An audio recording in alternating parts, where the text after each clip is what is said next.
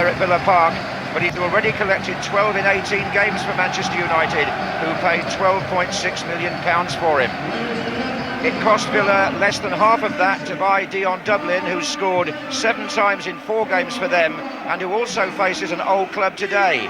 He started only 4 league games in his 2 seasons with United, owing to a broken leg, but he did play in an FA Cup semi-final the year they first won the double. Well, the double D is partnered up front today by the double J. Julian Joachim scored twice when Villa came back from 2 goals down at Nottingham Forest last week, so they start with the team that finished that match. Stan Collymore is suspended, Paul Merson has a back complaint, Mark Bosnich misses his 10th game with a shoulder injury. He had keyhole surgery today, so Michael Oakes could be in goal now until the new year. Well, having rested a number of players at Tottenham on Wednesday, Manchester United field a more familiar lineup today. With Bayern Munich looming this coming Wednesday, Alec Ferguson had many options. In fact, Giggs, Butt, Sheringham and Johnson are all on the bench. Solskjaer, Phil Neville and Henningberg not even in the 16. And the United manager starts life without Brian Kidd, his touchline companion for the last 7 years. That means promotion today anyway for reserve team coach Jim Ryan, who spent 7 years at Old Trafford himself as a player in the 60s before joining Luton Town. That's a huge kick by Peter Schmeichel, headed back by Southgate. This is Wes Brown to Keane, on to Cole. Andy Cole quoted in this morning's press as saying it's calypso football that he and Dwight Yorke are playing now. Dublin's header, Joachim, Julian Joachim for Villa. Well, Dennis Irwin will bring the ball away, but it was Gary Neville who got caught very nearly by Joachim. He was close to being right in there for Villa. Gary Neville here is the defender, but Joachim, well, didn't quite get the contact on the ball. Neville relieved. Good ball by Watson. Here's Joachim to Thompson. Barry joins the attack. Wright is outside him if he needs him. In it goes to Taylor and then to Thompson. Oh, that was blocked by Roy Keane. It's a corner. Thompson really middled that with his left foot. Surely! Taylor, surely still! No, it's not then either. And Manchester United survive, and Villa know that's a wonderful opportunity that's passed them by. Well, Lee Hendry figuring in the best chance of the match for Aston Villa. Joachim got the ball in. Hendry here tried to beat the extra man. It came off Stam, and then Taylor got involved, and neither he nor Hendry could finish it.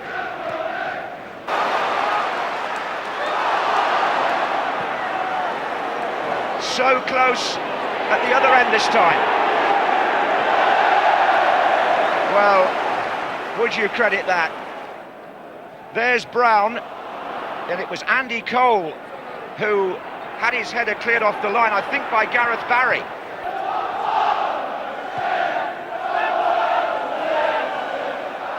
Here's Gary Neville. Keane to Brown.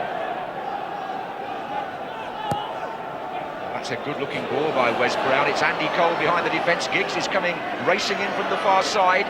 Yorke is further back. Goalkeeper gets a hand. Giggs left it for Scholes. Oh, on the start of the second half, it's Paul Scholes for Manchester United. And their supporters behind that goal in raptures here. The 2nd minute of the second half. And Manchester United breached the Villa defence, and a great ball to start it by Wes Brown. He put Cole away down the right-hand side.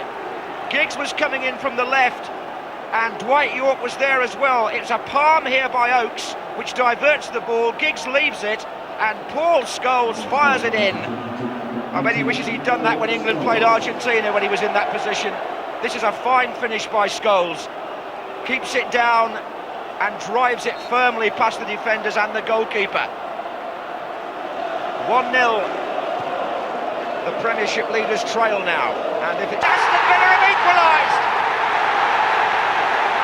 Schmeichel deceived by the flight of the ball, and suddenly it's 1-1. 8 minutes after going behind. Aston Villa are level, but there was a definite deflection on this. It's come off Dennis Irwin, I think, from Joachim, and Schmeichel had to stand there and watch the ball go over his head. Joachim claims the goal after scoring twice last week, and Villa are right back in it.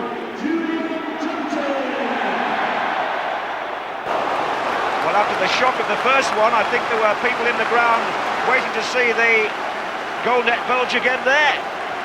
It flew wide of Schmeichel, but also, glancing almost off the post from Joachim. Post! And Schmeichel never moved then either.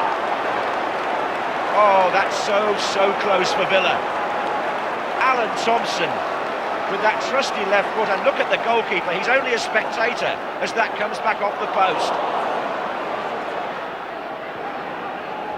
Alec Ferguson and Jimmy Ryan, they may feel that a draw here would be, in a sense, a better result for them than it would be for Villa, although Villa would stay top.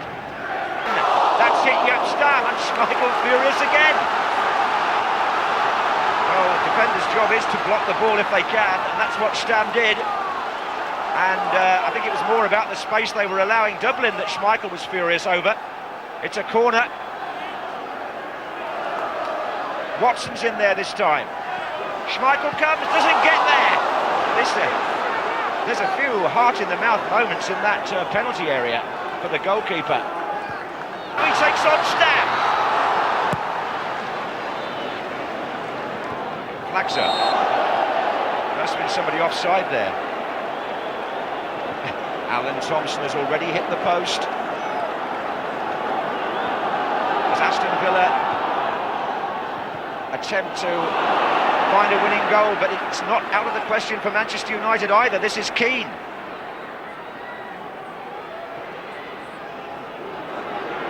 Beckham.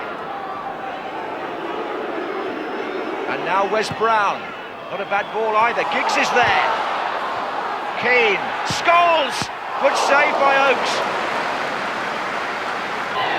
To put fire extinguishers on the pitch to cool it down after that second half.